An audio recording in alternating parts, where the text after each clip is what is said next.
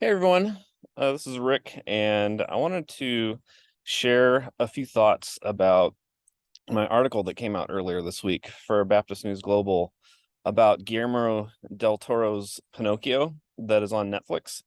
And the title of the article was Del Toro's Pinocchio is a tale of faith that is not wooden. And it was on January 31st is when it came out. So, um, it's really interesting because Del Toro, he grew up Catholic and he uses a lot of religious imagery in his movies. And some of them are pretty overt, like uh in Pinocchio in particular, there's a scene where he walks through a church and he goes up to the front where there's a crucifix of Jesus, and Pinocchio stretches out his arms and puts his feet together and kind of playfully mimics what he's seeing on the cross. And then in another part, Pinocchio actually gets hung on a cross to die. And then there's another part where he is floating in the sea on a cross. And so, some of those are a bit more explicit. There's another scene where another character tries to shows him the city and talks about the nations bowing before him, and tries to tempt him with that, which is obviously a very clear parallel to the temptation of Jesus. And so some of the images are pretty explicit, but there's also this something that conservative evangelicals especially really resonate with in movies is they tend to see even some other themes that are a little bit less clear, a little bit more implied, as shadows of a deeper reality that they see as centered on Jesus. And so, for example, if you're watching like a superhero movie, you're watching Superman, well, Jesus is the ultimate Superman. Or you're watching Spider-Man, well, Jesus is the ultimate Spider-Man. Or if you're watching, a movie about somebody longing for love or satisfaction, they'll say, okay, well, this is a shadow of our ultimate human longing for love and satisfaction that can only be found in Jesus. Or if there's a sacrifice where somebody gives their life for another, this is a shadow of the sacrifice of Jesus on the cross. And it's these are themes that you can find throughout literature, throughout different types of movies, and they resonate with evangelicals. And so I think there will probably be a good bit of evangelicals who resonate with the Pinocchio movie, but I think it's also important to look at some of these images that may be a bit deeper than that. So rather than just automatically going to Jesus, ask yourself, what is this movie saying about things like human identity, or about even relationships, or how to make things right. So for example, with the identity piece in Pinocchio and Guillermo del Toro's Pinocchio, there's a number of these scenes where they'll see Pinocchio and they'll yell out things like witchcraft, demon, or things like that. And then Pinocchio will be like, well, Geppetto will say, no, he's a puppet, he's just a puppet. And then Pinocchio will say, well, I'm Pinocchio. And you see this, like, everybody else has these labels on him. He plays the role of a puppet, he is in the role of a demon, um of different things like that. And then he's like, I'm Pinocchio, that's who I am. He knows who he is. And I think that a lot of um what the way we see these identities coming up in evangelical conversations is in, especially in worship songs. When we talk about, worship songs will have lyrics like, I was a slave, I was a wretch. um and I think that those images that are very prevalent that we just kind of skip over and think, wow, I was these things, I was these horrible, evil things. I don't think that they're helpful in really recognizing the truth of who humans are. I'm Rick. I'm not a wretch. I wasn't a wretch. I wasn't, this evil, depraved slave. I was I've always been Rick, and I've been living my life, um, dealing with a lot of uh, insecurities and uh, hardships that come with being a human.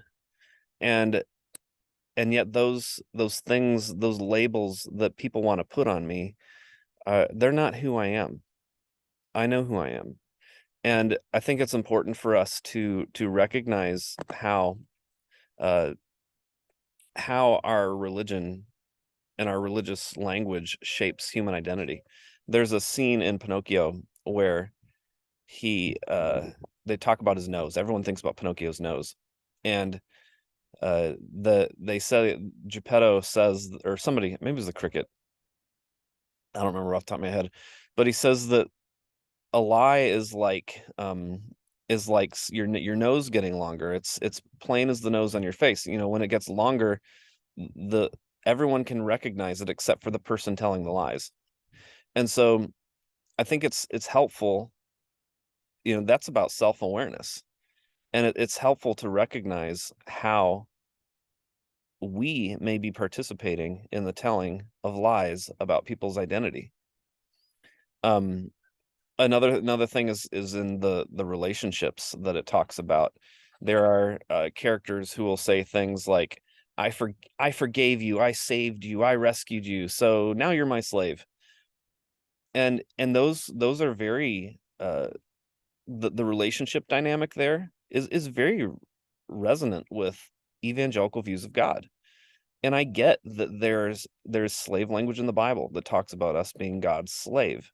But again, that's the language of the Bible is a conversation that it's a longer conversation that we're going to have at another time.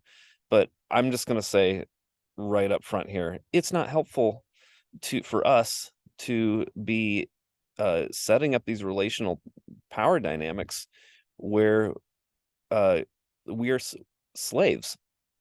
This is unhealthy. It does not foster wholeness. It does not foster healthy father-child relationship at all. And so I think that we need to move on from images like that. And then also in the area of atonement theory, it's not enough to just say, well, Pinocchio gave his life, so therefore it's like penal substitutionary atonement with Jesus. Well, no, it's, how did Pinocchio give his life? How do people talk about Jesus giving his life?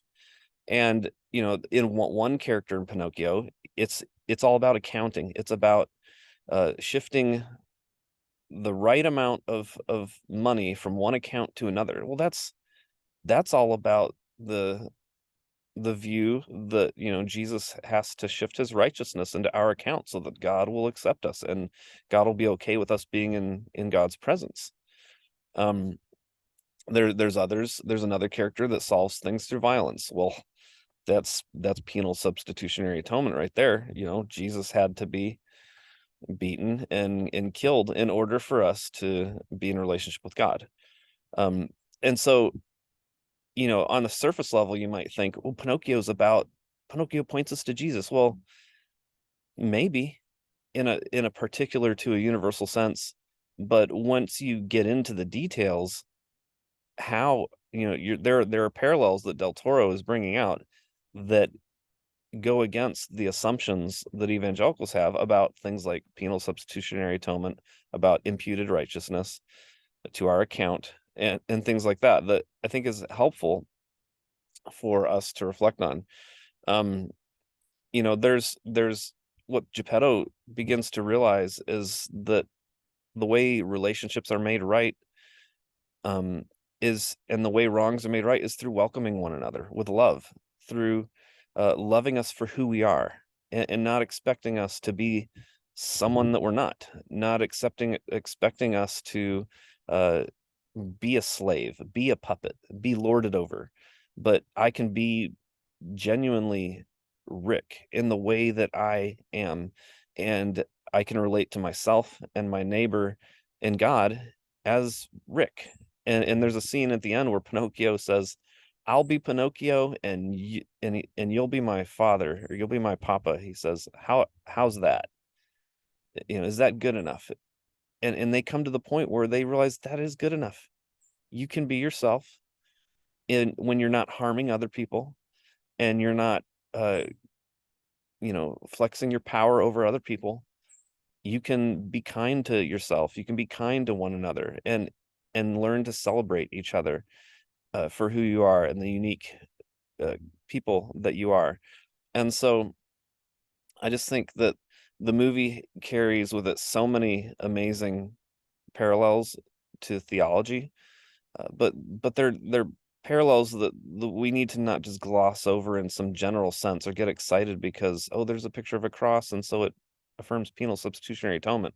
Well, no, it's actually doing some really deep reflections on the nature of what a healthy relationship is, on what a healthy identity is and identity shaping is, and on things like atonement theory, on how relationships that are broken are made one, are made whole, are made right again. And so I'm sure that most evangelicals are not going to agree with my thoughts on this. They're not going to agree with Del Toro's thoughts on this, but I think it is a great conversation starter, a great dialogue starter, as Del Toro talks about in some of his interviews, to reflect on, okay, let's talk some specifics here.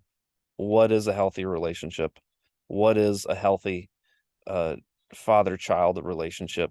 And how might that, our particular stories about that, be reflected or projected onto the infinite and the universal?